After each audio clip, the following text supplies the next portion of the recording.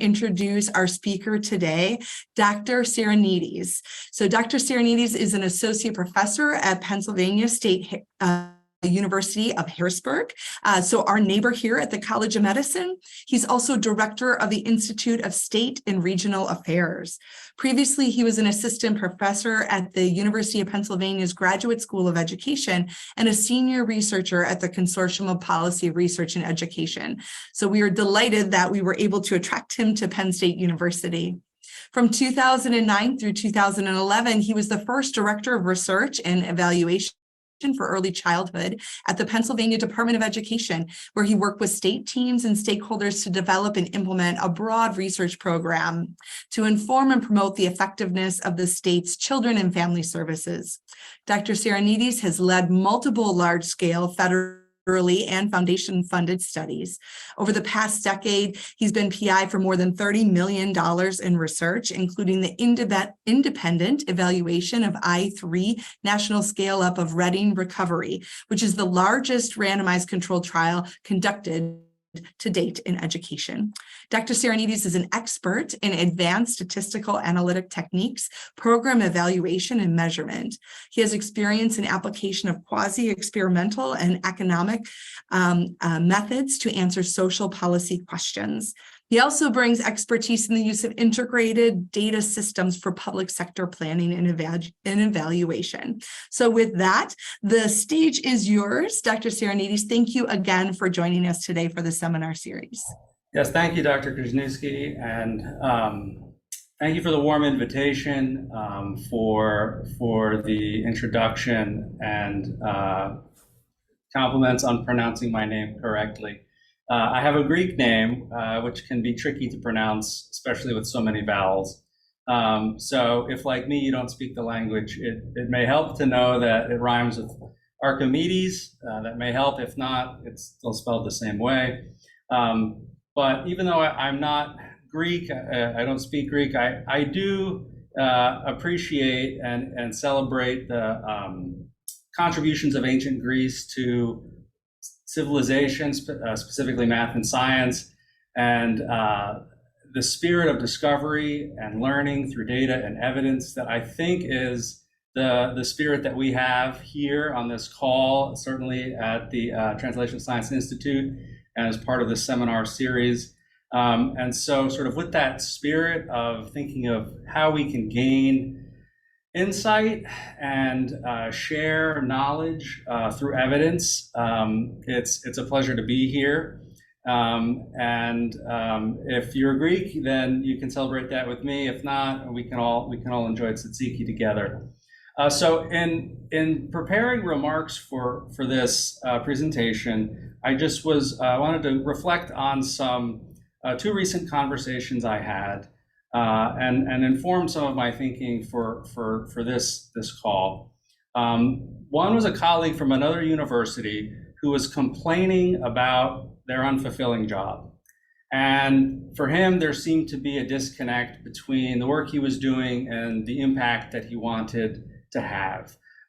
Something felt missing, and so there didn't seem to be opportunities to really have that real and significant impact in people's lives. And so he explained this to me as, quote, all of his time was working on spreadsheets, right? And I got the feeling like he used the line, quote, working on spreadsheets as the punchline that was supposed to sort of drive home the pointless drudgery of his work. And he also seemed to expect that I would chuckle and laugh, like everyone else. And my response was that I can't think of anything that has had a bigger impact on humanity than spreadsheets. I mean, honestly, think about it.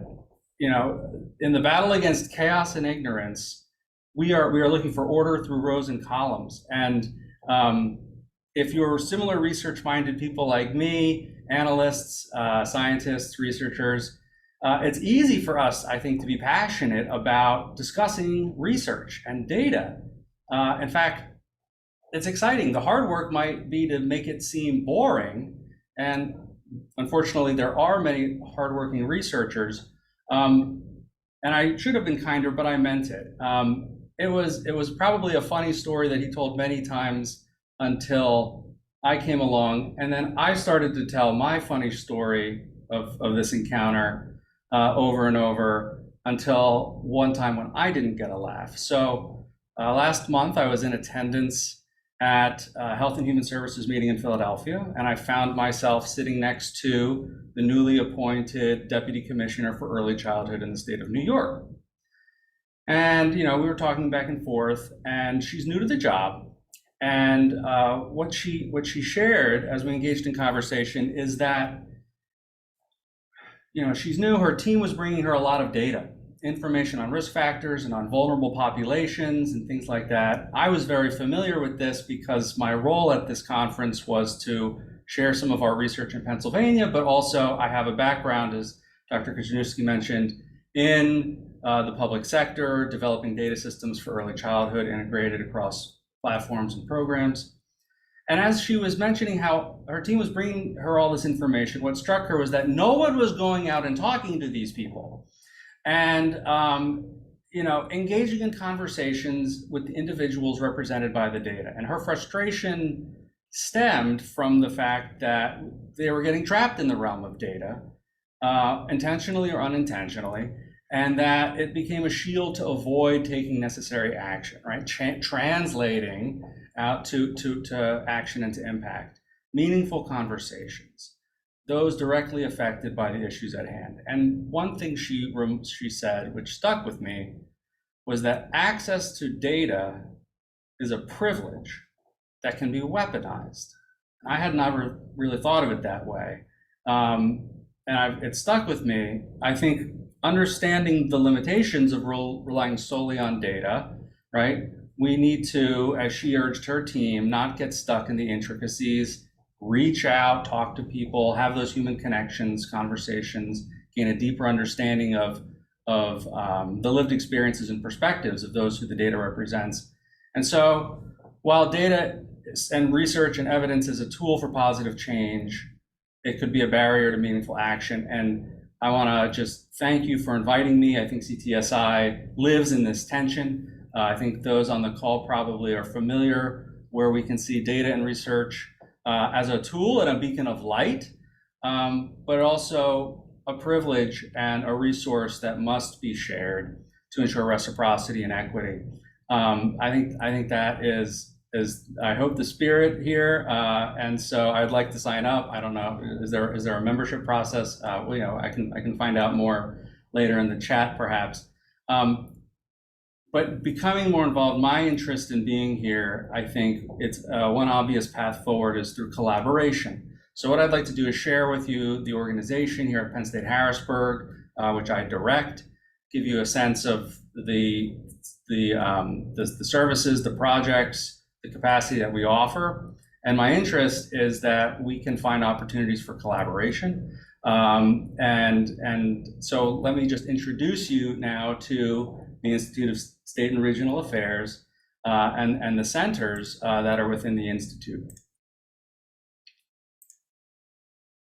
So who are we? Who we are? We certainly are a group of passionate professionals. Our staff include now over 20 full-time staff, mostly researchers, quantitative, qualitative. I'll get into some of that. We also have capacity around grant management, IT, some in marketing communications. And so we provide sort of full service support for research projects, both that we lead often and also in collaboration with faculty or with others.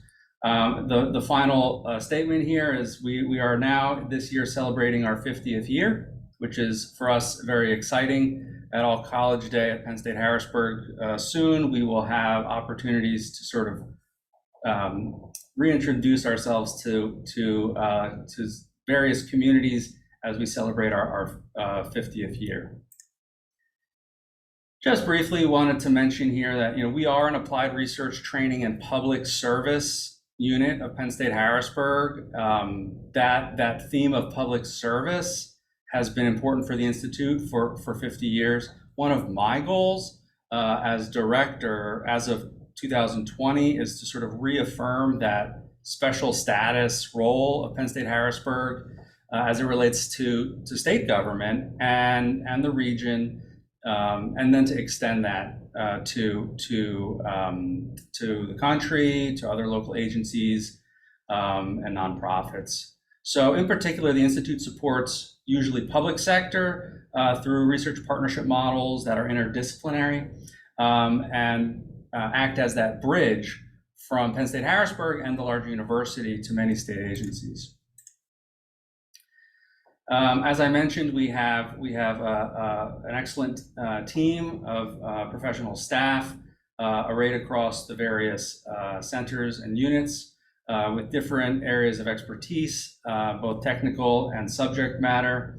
And we also provide opportunities for students, undergraduate, graduate, both pre and postdoc. Haven't had many postdocs, allowing them to gain that applied experience.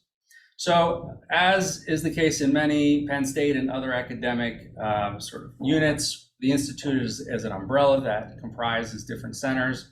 Functionally, we operate as one team, meaning that I manage a staff that and one budget, but it's helpful to organize our work as it pertains to particular missions. I'm going to have slides on at least two of these centers to focus on sort of these areas.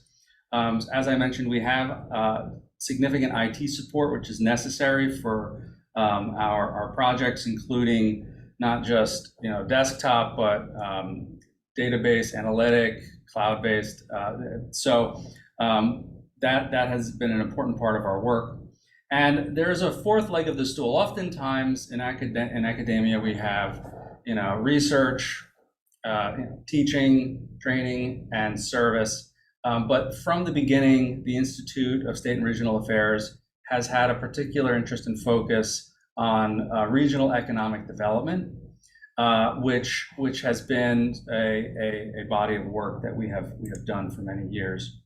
So one of the centers within the state data, within the Institute, and again, I'm sharing this with you fairly quickly because I want to just give you a sense of our operation, with the hope that as I later describe some of our projects and areas of expertise, we'll find ways to connect and collaborate.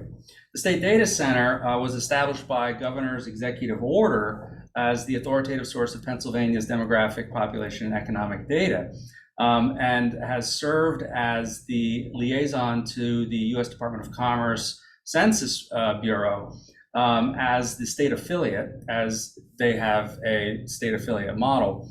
In that role, we provide census support free of charge to the legislature, to actually all public sector agencies and branches within the Commonwealth, as well as to our sort of U.S. Representatives from the Commonwealth, as well as to the public and different constituencies that may have an interest. We do this through training, through custom data supports, through research briefs, through other products that we share, as well as having sort of a capital office, which is virtual still, and provides us with an opportunity for sort of drop-in support as needed. Center for Survey Research is another center within the Institute. The focus here is largely both on primary data collection, as well as some statistical or other forms of analysis of that data, and certainly including qualitative analysis. And so we are both able to provide these supports for projects that we are leading, as well as push and support for faculty or others that need additional bench strength. And so having that capacity has been a great resource for faculty as well as students in Penn State. Longstanding partnerships are part of sort of our model. As part of the Commonwealth's land grant mission, so we are committed to serving people of the Commonwealth, and that also extends to Commonwealth agencies. So many of our projects have been funded for more than 10 years, really helping us develop a reputation for excellence in service. We regularly support state agency partners with trainings, workshops, focus groups, surveys, on-site intercepts, questionnaire design, state and data analysis, reporting, and even general project management. Some of these fall within Penn State's master agreement, but we also have other ways in which we work with these various partners. So while not all of our work is focused on supporting Commonwealth public agencies, it is currently a large portion of our work and has been for many years. I think we're very excited about seeing the impact that we can have. It's exciting to work with public sector agencies because you often do see those results, those ways in which findings are used. We are very active with several agencies in the areas of substance use disorder, special education, early childhood, housing. We mentioned hunting, fishing, outdoor recreation, healthcare, and health and economic impacts of COVID had been a huge focus. So I'm going to share a brief slide on some areas of our service expertise, one for each of these bullets, again, to provide you with a little bit more information about the type of work that we are familiar with doing. And I hope that in the Q&A portion, we can have time to think of ways to connect and to collaborate. So for those that are interested in learning more about communities, their customers, different stakeholder groups, or even just to gain a better understanding of a topic or issue, we design and implement data collection tools, qualitative and quantitative, and in multiple languages and in many settings and modalities to answer those questions. So collecting data or leveraging existing data can be very helpful. Oftentimes, the first step when working with some of our sponsors and partners is that we just got to turn on the lights and have a sense for better understanding the populations of interest or topics. And so we do that collection with an emphasis on rigorous protocol development. And so this involves, as I'm sure many of you often use, steps including cognitive interviews to ensure that our measures are meaningful and valid, even up to including sort of more rigorous development of psychometric measures for latent constructs, using APA, AERA standards for assessment and measurement, so that we have reliable and valid measures in terms of the production of those data collection tools, the validation of data through various analyses to think about scale creation of multidimensional constructs, and then using that information for reporting and for analysis. I don't want to leave out the qualitative work that we do, which has been of great interest, especially because oftentimes that is sometimes difficult to do out of an agency office or out of someone's faculty office. So when thinking about interviews, focus groups, or on-site intercepts, we regularly send our research staff out into the field to collect information that can be questionnaires, observations, or even through field notes or thinking about training to specific observation protocols that can be important for different studies. And then also considering how these measures might be culturally, linguistically appropriate, as well as meaningful and valid. So our tools for data collection and our ability to host events here on site, where we have excellent rooms with two-way mirrors wired for recording and video, has been a way that we've provided data collection services to many of our partners and projects. The State Data Center, as it has its mission as Pennsylvania's U.S. Census affiliate, provides training, consultation, support, and products, custom products, as needed to our partners. And so this could be important for just understanding demographics of a community or of a service area, thinking about the appropriate measures that will meet information needs, right? There's a difference between, median household income and median family income. And as folks who work with the data quite regularly, we are familiar with the opportunities and the potential trade-offs when thinking about providing the information, the data that will meet the information needs. Oftentimes, if you're interested in special populations, you need to make choices about 1 versus 3 or 5 year averages, especially if you're looking at smaller geographies or smaller subgroups. And so working through that, we can help provide expert support for that. We also, as part of our work with Census, do the population estimates and projections, and have for 50 years now, and have been the basis for Department of Health and many other agencies when considering what those population projections are. We've got now 98% accuracy over our history, and have different methods that we use to ensure that we have reliable and strong forecast projections for population.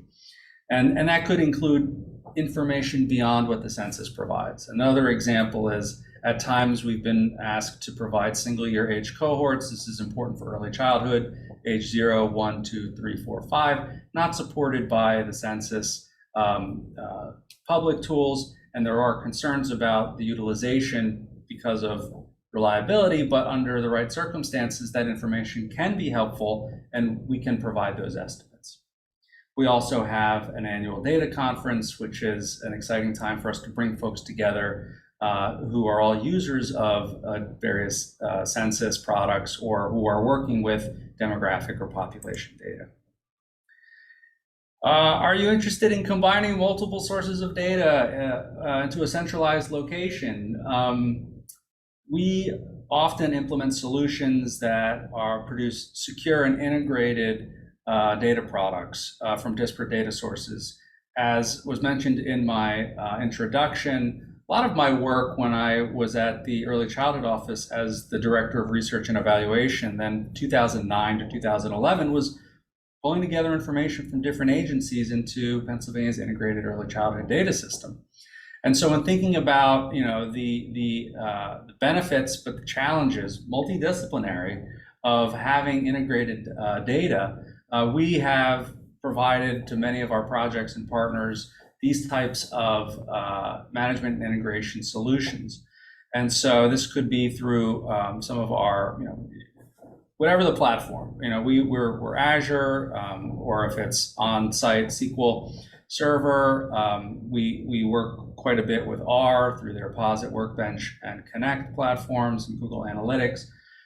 So across different platforms, we are able to produce those custom applications or integrated data solutions from different sources, sometimes with real-time feeds. And so this can be something that may be of interest or benefit to you.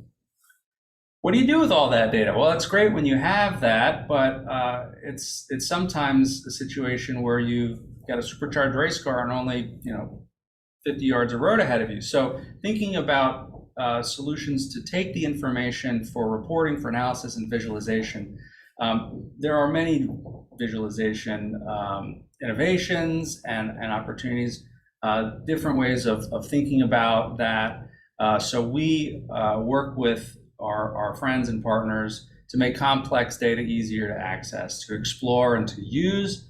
Thinking of using data as a tool and evidence. Some of our dashboards do include modeling and simulation steps to actually provide real-time sort of ability for that exploration, analysis, assessment for planning and decision making.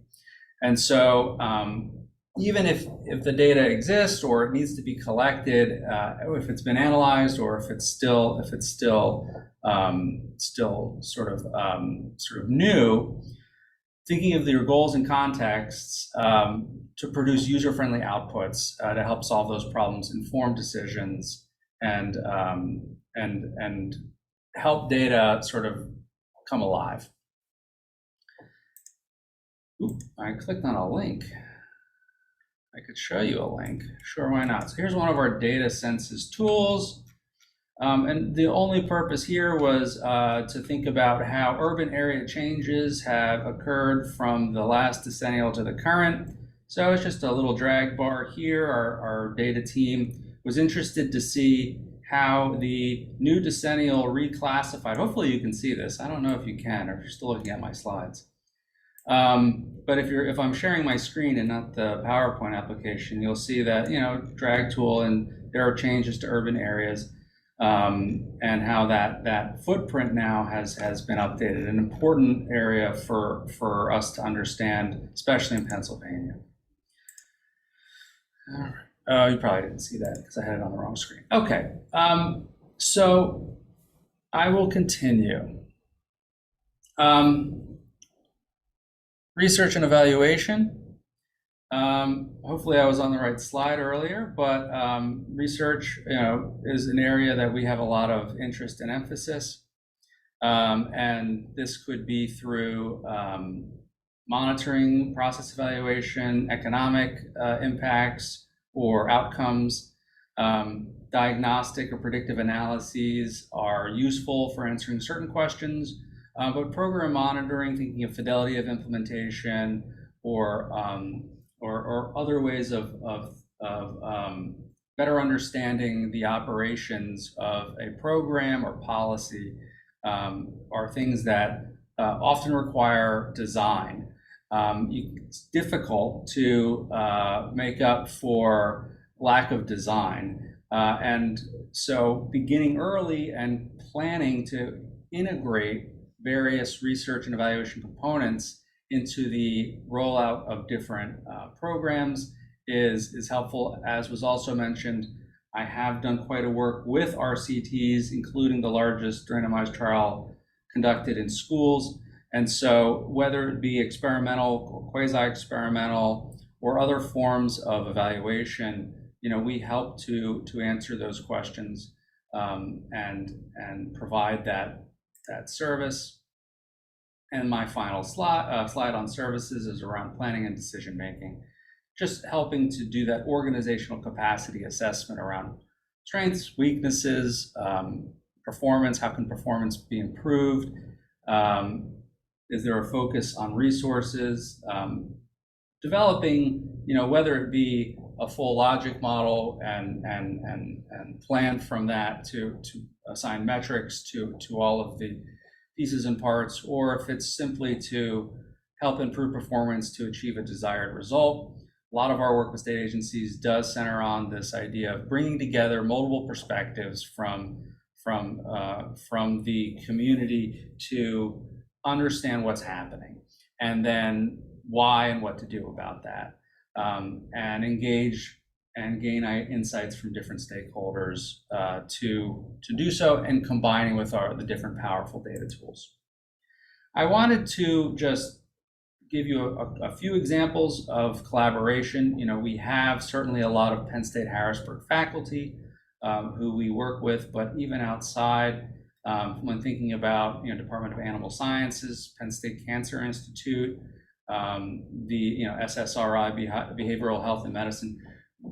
We work with faculty sometimes during proposal development, sometimes after the award has been granted, to provide that push and support, which is sometimes necessary, even regionally, just for the Harrisburg or mid, this area of the state.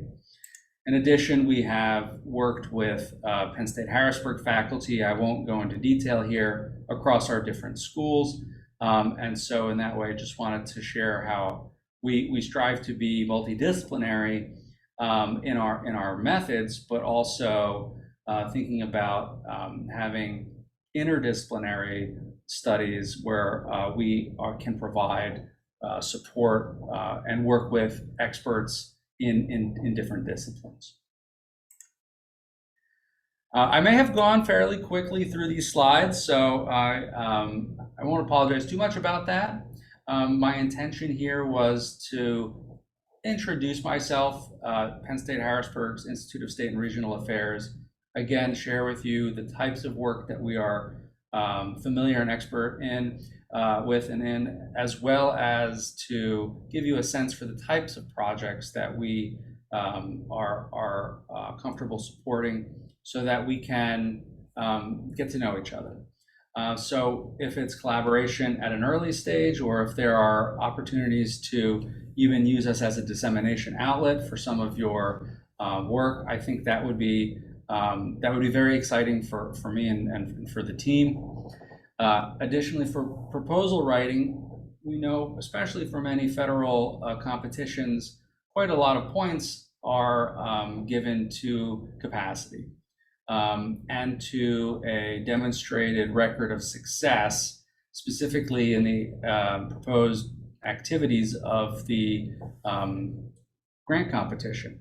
And so I'm happy for us to be a partner, even in as much as finding a role and lending our own organizational capacity and record of success to the overall submission as a way to help improve the competitiveness. We're a resource for faculty who want to develop research projects. It can be at different stages.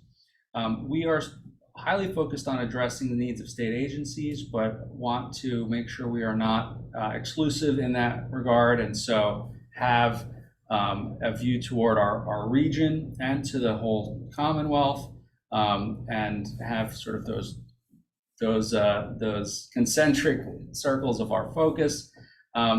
And an area I know that is of been interest to some of the faculty on this call that we've worked with either proposal stage or in other ways is around community health. And so that is something that would be, I think, one of the places I would start in thinking how we may be able to find collaboration opportunities and work together. So I think I went a little bit quickly through those, but I appreciate your interest, your attendance, and would be happy to engage in some discussion around the work that you're doing or answer some more questions about ongoing activities at the Institute. Thank you.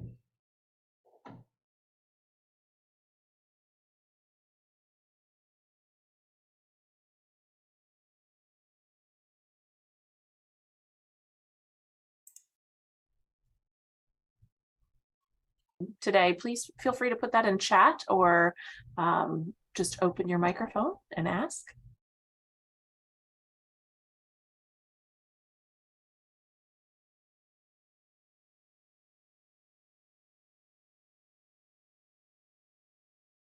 It's a quiet group today. Hi, I have a question. Wonderful. Hi, I'm Virginia Silvis. I am a postdoctoral scholar at Penn State University Parks campus in Easy. And I was just curious if you guys have done any work. So I saw your one of the projects you had mentioned looking at the flood insurance. If you've done or are interested in doing work in the hazard mitigation space across Pennsylvania, given the high flood risk and our growing flood risk. Oh man, yeah, that was certainly in the news. I saw pictures of Vermont. Yes, we have done work in flood risk, flood insurance. So we just finished one project in partnership with PEMA, funded through DCED, in which we explored, and that report is available. I can in a moment put it in the chat, I believe. Oh, thank you. In which we looked at across 3 professions, including real estate agents, insurers, and lenders, banks, to understand the perceptions that they have. In some ways, they provide a unique and sometimes, better understanding of clients' understanding of their own flood risk, and considerations that go into the decision for protection, such as through purchases of flood insurance. For those who I feel like I deserve college credit for the amount I've learned on this. Up until somewhat recently, it was federally regulated, that insurance market, because rain clouds and rivers don't care about state lines. And changes have been made to allow for more opportunity, either through right-to-run policies that independent lenders can do, or other riders or on existing policies. So there's an interest in increasing the protection that Pennsylvania has had, since flooding is the most expensive and most common hazard, especially as it pertains to property damage. And so because of this, and the fact that only about 1% of Pennsylvanians do carry flood insurance, many may not know it exists, may think it's too expensive, or not know how to access it, that it's not available. They may think they have flood insurance as part of their homeowner's policy when they do not. And so that work resulted in a series of findings and recommendations that pertain to how to better improve various professional supports through training, ways in which PEMA can organize non-policy, non-regulatory forums to help increase communication and raise some of these issues, and other interests. We've now received funding through FEMA that will allow us to move into a more focused study on Pennsylvania's personalization of risk, and how their views of flood risk and importance of flood insurance falls within their broader schema of risk. And so when thinking about fire, personal health, personal injury, crime, as well as not only damage that may occur in their own home, but are they concerned about their community bridge washing out? Those types of things are going to now be part of this follow-up study.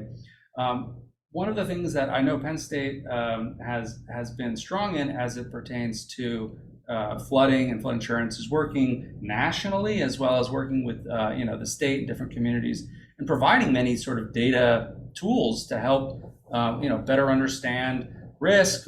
There's flood risk 2.0 map that did come out federally, but other products and tools that are very exciting and work. We do data visualization tools, as you can see. However, the work that we've done recently on this topic has focused on human subject research.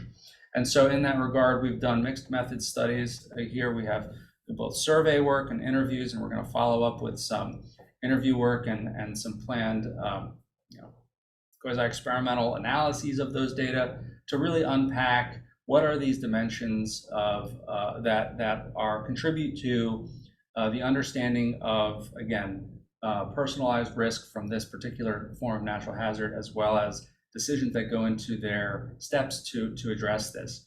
This is not actually well understood, I believe, because it's many of these cognitive and behavioral components are easily masked by the economics. And so, for example, we found in our existing study, this will be my last comment, that yes, there was certainly the viewpoint that flood insurance was something that was nice if you could afford it, but even more than that, there was a risk, there was a resilience mindset that oftentimes was reported to be found among those that were sort of more affluent or had means, but was not the same, and certainly was not the case that those with higher economic levels of resources had a resilience mindset. And conversely is true, those that would be of lower economic standing was not the case. They did not have the resilience mindset, which is to say the belief that you can rebuild, or also that you can take steps in planning to avoid some of those events.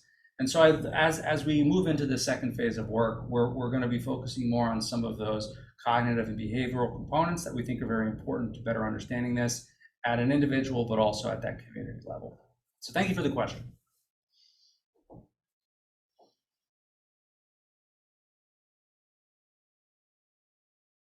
Who would think that I would get so excited talking about flood insurance?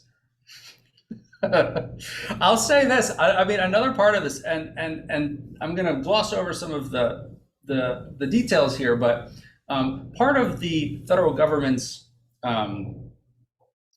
sort of operation and apparatus is that they provide both individual or community support to states in as needed.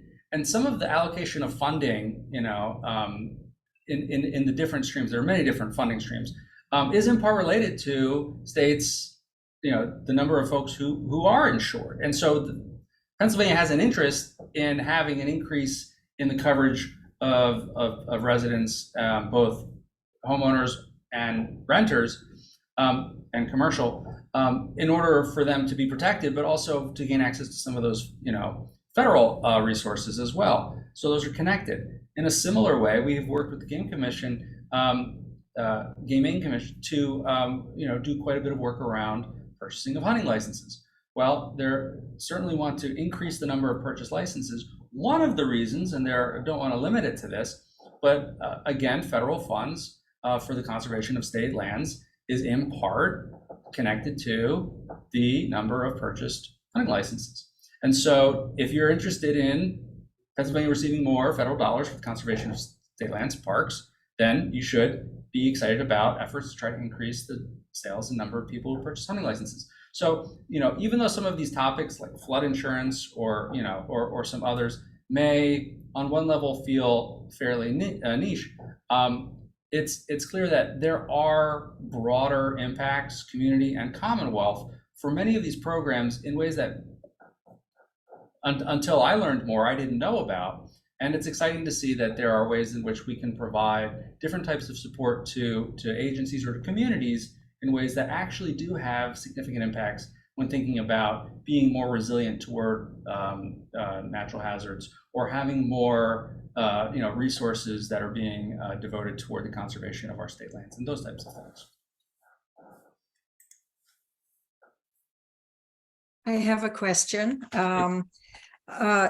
So I'm Ilona Ballrich. I work at the Sustainability Institute on the main campus with a responsibility to all our campuses and the state. My program in particular is a curricular engaged scholarship program. So I work with undergraduate classes who will have real world experiences with our community partners to address specific problems that are connected to their curriculum in that specific class. Anyway, so I work at a very granular level with local governments like township supervisors or borough administration, sometimes nonprofits.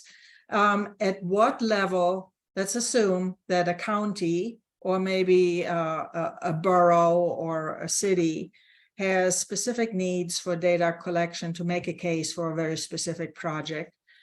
Can you support them? And how would that happen?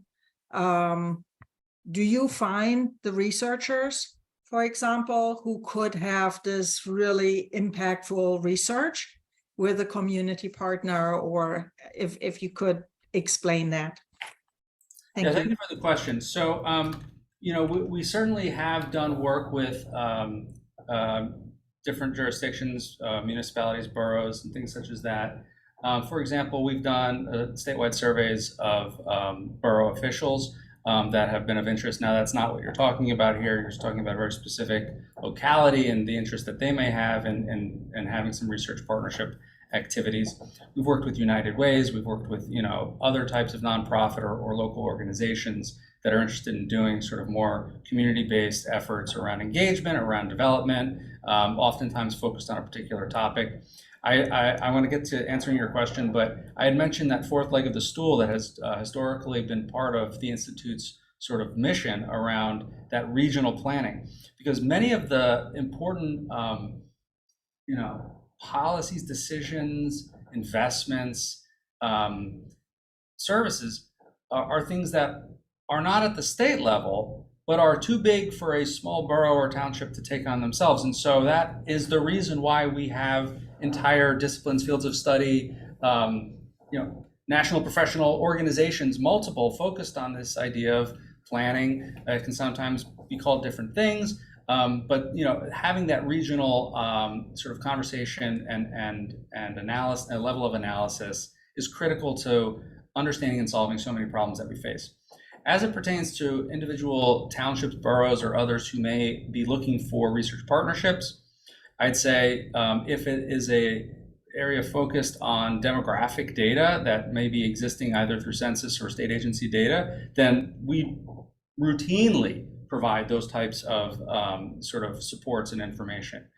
If it's not, if it's something that we have ready or close to ready to go, we offer those free of charge as part of the mission of our state data center in being that resource around providing that demographic population data.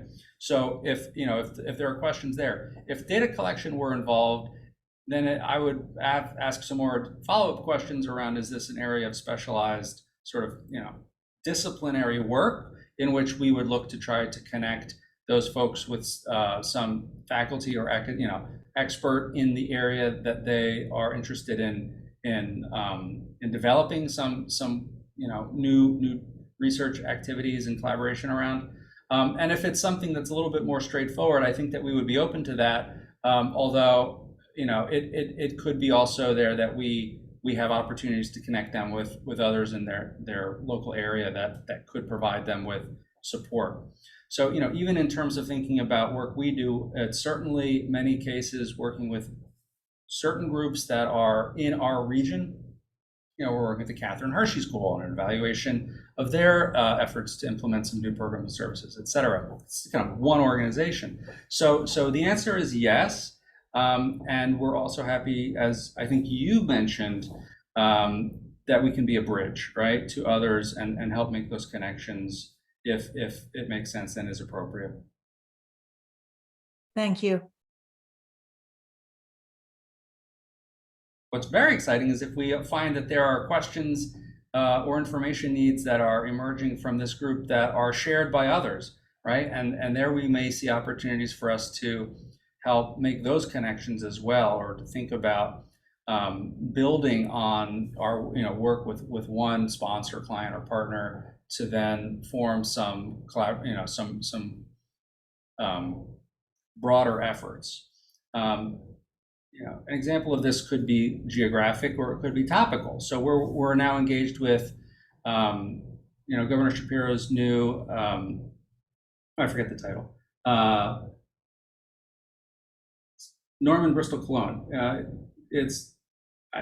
don't know if it's secretary level or if it's a commissioner for diversity, equity, and inclusion, I should know, and others in the state who have an interest in sort of developing a data center offshoot with curated resources and information focused on topics of importance to Pennsylvania's Hispanic and Latino populations. And so thinking just about taking what we were doing, but as I said, curating and finding a special space and emphasis that can help meet the particular information needs, or finding opportunities to provide additional focused resources to a community that can then have action through policy, through local engagement, different ways to think about action there. So topically, geographically, I don't think there's anything too small, because in my experience, that as we engage with people who are doing important work wherever they are, it's interesting, important, and so we want to be a partner. And thank you also for your work to help connect students. I think that's very important, an area that sometimes we're a little bit too passive, I'll admit, at the Institute of State and Regional Affairs in terms of putting out postings, creating opportunities for some students through internships, paid, usually, sometimes unpaid, to participate in different projects. It's very helpful, important part of Penn State's mission to provide those education and training opportunities.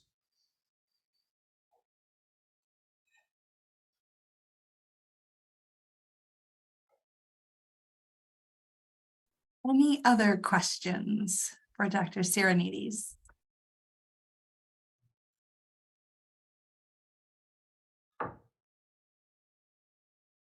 Well, again, thank you so much for bringing your expertise and all of the wonderful resources for your institute to our Translational Science Seminar Series today. We really appreciate it, Bill. And we will definitely be in touch about how you can be a member of the club, because we're excited right. to work more with you. Does it, like, is there like a VIP club lounge or anything like that? I get Well, you know, we're working on that. You'll be the first invitee when we get approval for that. Okay, I'm imagining it's like Delta Sky Club, but I don't know.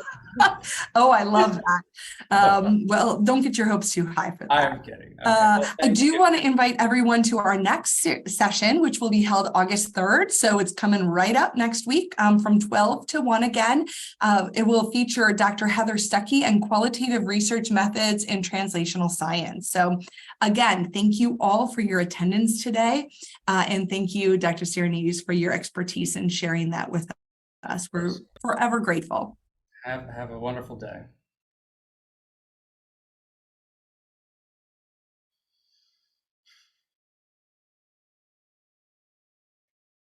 All right, well, that was fun. Yes, thank you. And like I said, we have lots of folks who register and just, you know, I Sure. think they know we send it. We follow up with the recording. So Ellie does a fabulous job with that. So it'll get lots more traction. But I'm excited that there were a number of really good questions for you. So hopefully Yeah. you'll see some connections coming from this. Sounds good. Thank you, and thank you, Ellie. We'd be lost without you. I know I say that all the time. All right, well, take care. All right. Take care, Phil. Bye.